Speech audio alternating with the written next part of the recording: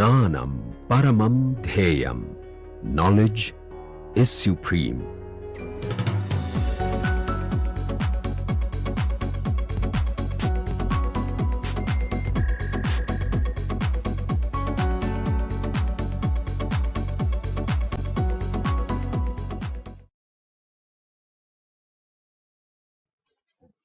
Earlier we have discussed vibrations of diatomic molecules, okay, and we have discussed that you can model diatomic molecules as a first approximation as harmonic oscillators, and then since diatomic molecules must break eventually if the vibration is too much.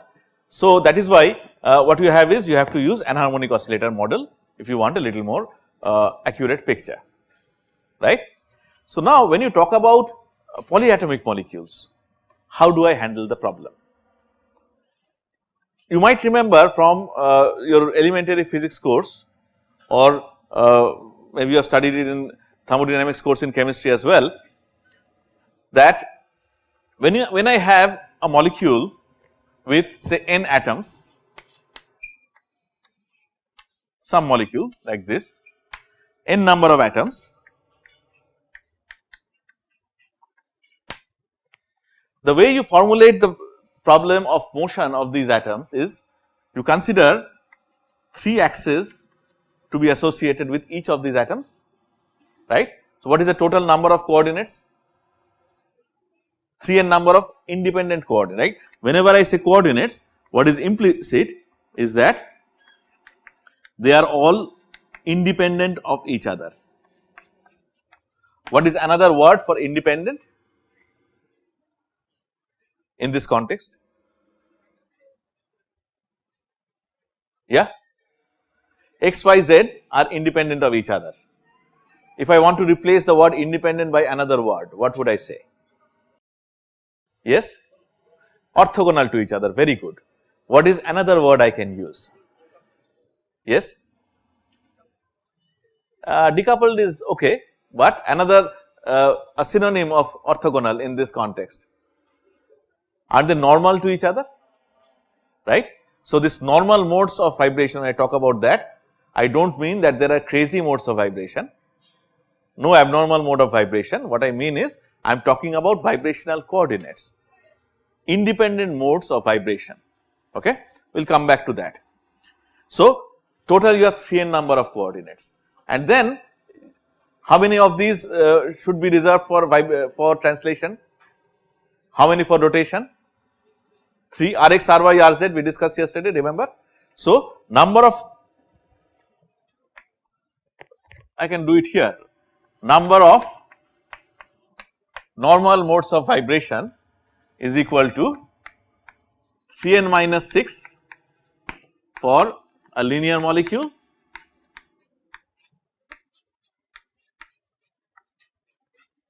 and 3n minus 5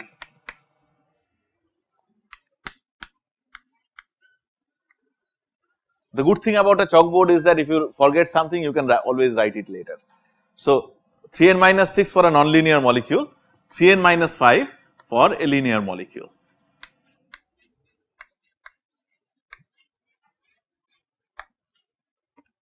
Alright. Now, so I think you know this, right, that a molecule has 3n minus 6 vibrational degrees of freedom. So, normal mode is just another word for a vibrational degree of freedom, but it is important because we should not forget that we are talking about vibrations that are independent of each other. And since we have taken these 6 out, we are talking about pure vibration. What is the meaning of pure vibration? No change in, well, pure vibration means there is no rotation, no translation. What is the meaning of translation? Change in, if you put it in very simple terms, change in the position of center of mass of the molecule. If the center of mass moves, then it is translation. So, when we talk about vibration, what we say is that the center of mass remains in place. If the center of mass moves, then it is no longer pure vibration, it is vibration plus translation. So, in these normal modes of vibration, center of mass does not move. It is very important to remember that. You have taken out 6 coordinates already. Now, so if that is the case, you can understand that when we talk about vibration, let us come to this hypothetical molecule. What is the meaning of vibration? Relative motion of the nucleus, of the nuclei. So, let us say this, let us only consider this bond. If you want to say that I have vibration only along this bond and nowhere else, then what will happen? This atom will say move here, okay, but would that be a pure vibration? If only this atom moves and nothing else, that would not be a pure vibration, isn't it? Because if only this atom moves, that means the center of mass has moved. Is that right or not? Center of mass would have moved. So, to compensate for that, other atoms also have to move in some way, so that center of mass position is not changed. Okay. It is perhaps a little easier to understand if we draw a more tangible molecule. Water. Let us consider that I have a vibration in which this OH bond is getting stretched. So, you can understand that if this OH bond becomes stretched like this, center of mass would move. How can I compensate for this movement of center of mass? I can pull the other hydrogen atom out as well. So, I can compensate for the stretch of this bond by stretching the other bond. Let us see.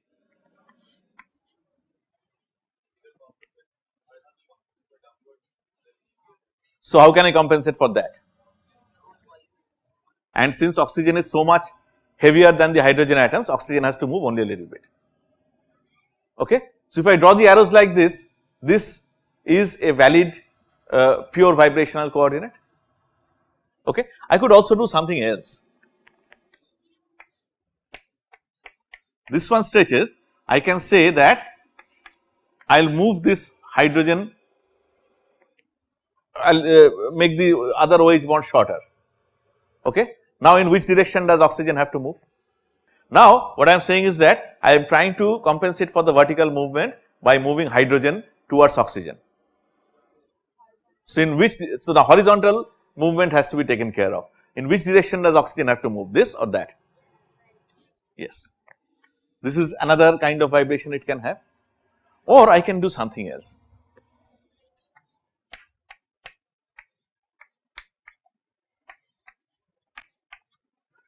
I can have this kind of motion.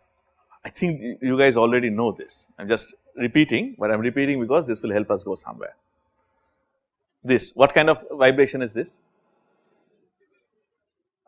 Bending. You can say scissoring, bending is more common. So, here you see what is the difference between the first and the second. In the first kind of vibration, the two OH bonds stretch at the same time and get compressed at the same time. Okay. So, this is called symmetric stretch.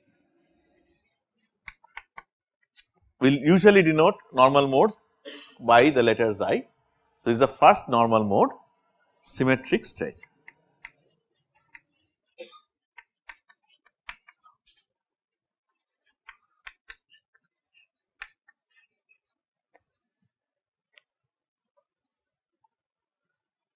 It is not very difficult to guess what this will be. Here, when one bond gets stretched, the other bond gets compressed. So, this kind of motion. What is it called? Asymmetric stretch. Xi2, asymmetric stretch.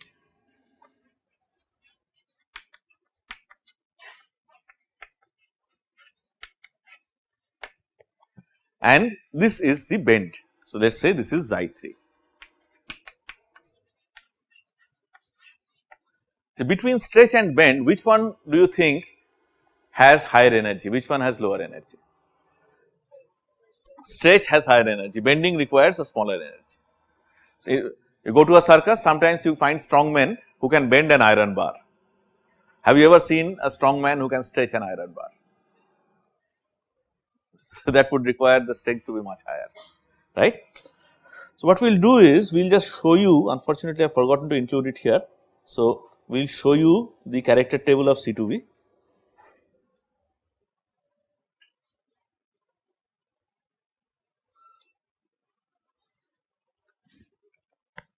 And now let us convince ourselves that these normal modes also form basis for some symmetry species or the other. Before that, what is the meaning of normal modes? Once again, modes that do not have components along each other, okay, which are independent of each other. How do I convince myself that these are actually normal modes? For water, we can do it intuitively. There is no way in which you can write this as a linear sum of this one and that one, okay. We will do carbon dioxide after this, and then we will see what happens when things get a little more complicated, okay. But do not forget that these are modes that do not have components along each other. Does this mean that water vibrates only in these three modes? Not necessarily. The actual vibration can be a mixture of these three with different coefficients. Those of you who have taken dance lessons would know that first they teach you what to do with your feet, right. So, the initial lessons are just how to move your feet in a particular rhythm, okay. Next they teach you what to do with your hands. Finally, in certain dance forms they teach you what to do with your head. And then when you actually do a dance, what you essentially do is you do different linear combinations of the movement of feet, movement of hand, movement of head, right. Those are the normal modes of dance, and you obtain different kinds of dance by just changing the coefficients in the linear combinations that you use. I had said this to a student who danced 2 successive years. I said that you have only changed the coefficient. She was not amused, but then no matter whether you are amused or not, that is what it is, right. So, this is the meaning. So, what we are trying to do is we are trying to work out the normal modes of molecular dance, that is all. Now, let us look at symmetric stretch. Now, if I call this xi1, we need to understand also what is minus xi1. If this is xi1, what is minus xi1? Minus xi1 means all the movement has to be reversed. So, bonds get compressed, this oxygen moves a little down. If this is xi2,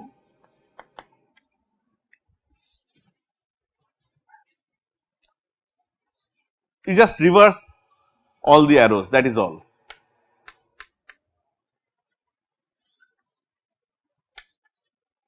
So, if this is plus, this is minus, that is all. In the first one, if this is plus, this is minus. In case of bending, if this is plus, this is minus. So, let us look at xi1. Where does it belong? Apply E to xi1. Of course, it remains the same. So, what is the character for E? 1. What is the next symmetry operation? C2. Apply C2. What happens? This hydrogen goes there, this hydrogen goes there. But we are talking about normal mode. So, we need to worry about the arrows. Do the arrows go out or do they come in? They still go out. So, is it xi1 or is it minus xi1? It is still xi1, right? If it is minus xi1, then the arrows would have gone in. Are we clear about this? If you understand C2, we understand everything. So, character for C2 is also 1. What is the next one? Sigma V. All atoms remain in their own place, all arrows remain in their own place. So, character is 1. What is the next one? Sigma V dash. The 2 hydrogen atoms interchange, but arrows still go out, they do not come in, okay. So, it is plus 1. So, what is the symmetry of this symmetric stretch? A1, right. So, this is, we call this an A1 vibration. What about bend? What about bend? Character for E is 1. What happens when you apply C2? This is bend, this is plus bend, this is minus bend, okay. When you apply C2, does psi3 become minus psi3 or does it remain psi3? It remains psi3, are we clear? So, character is 1. Sigma V, what is the character?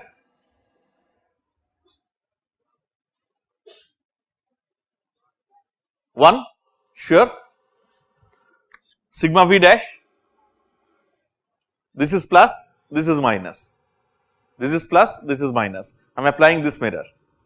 Is it 1, is it minus 1? 1 sure 1. So, this is also A1. Let us talk about this. Let us not forget what this is. This asymmetric state psi 2 is this, right. This is plus, this is minus, alright. See, it is normal mode, it is also like a dance, alright.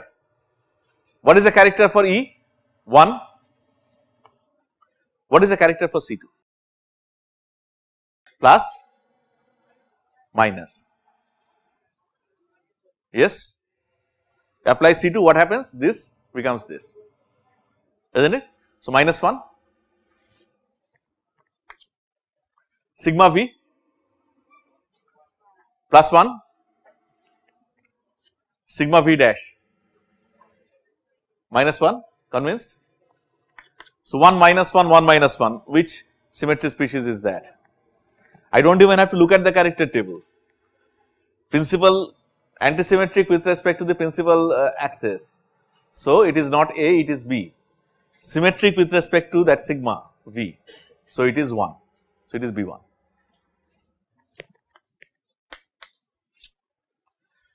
So, hereby what we have been able to do is, we have been able to perform a symmetry classification of the normal modes of water. Okay. How many atoms are there in water? Okay. Let us think of another kind of triatomic molecule, carbon dioxide. Is carbon dioxide linear or bent? Linear. How does it affect the vibration? Instead of 3n minus 6 vibrations, I should have 3n minus 5 vibrations. So, how many vibrations? 4 vibrations. What will it be? Like water, there will be a symmetric stretch. And in this case, carbon does not have to move. Carbon is at the center, it is a linear molecule. So, the CO bonds stretch, this is plus, this is minus. You can have asymmetric stretch, where this bond becomes smaller, this bond becomes larger without a change in the position of center of mass. That is important to remember. And you can have bend. So, I can draw bend like this in the plane of the board. These oxygen atoms go down, carbon go up, okay. Linear, this is bend. Where is the fourth vibration? So, this is one kind of vibration, one kind of bend. You can have this kind of bend also, 90 degrees. Can I not have this kind of a bend? Why am I not calling it a normal mode of vibration? Because I can easily write it as a linear combination of this and this, okay. Another question, the moment this vibration happens, does not the point group change from D infinity H to C2V? Actually, in the approximation level at which we are working, it does not, because do not forget we are talking about harmonic oscillation. Harmonic oscillation means angular displacement is less than 4 degrees, have harmonic vibration. So, we can still work with the same character table.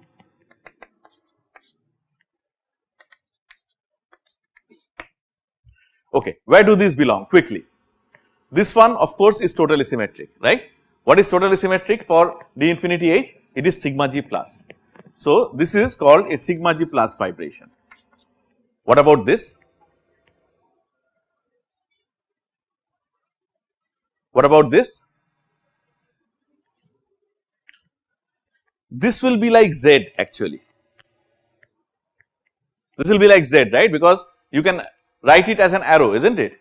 An arrow along the internuclear axis. Internuclear axis is Z axis. So, it will have the same symmetry as Z.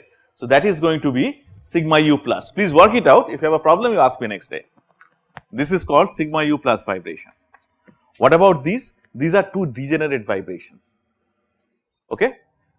Degenerate vibrations, same energy, and they are along X and Y. So, they will have the same symmetry as X and Y. What is the symmetry of X and Y? Pi U.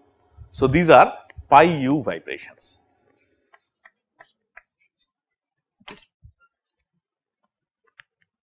The reason why we are doing this is that, as we will see later, by using symmetry we will be able to say which of these normal modes are IR active, which are not, which of these normal modes are Raman active, which are not.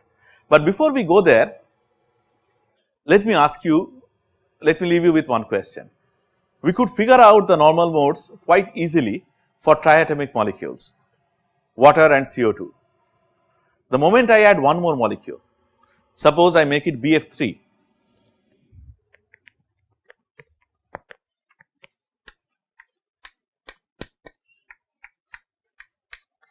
planar molecule, right?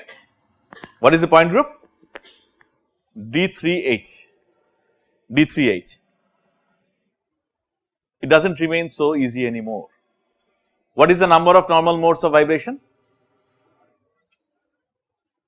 4 atoms are there, so 3n minus 6, 6, right? Will you be able to guess what these 6 vibrations look like? Not so easy. So, we need some way by which we can work out at least the symmetries of the normal modes of vibration by using character table.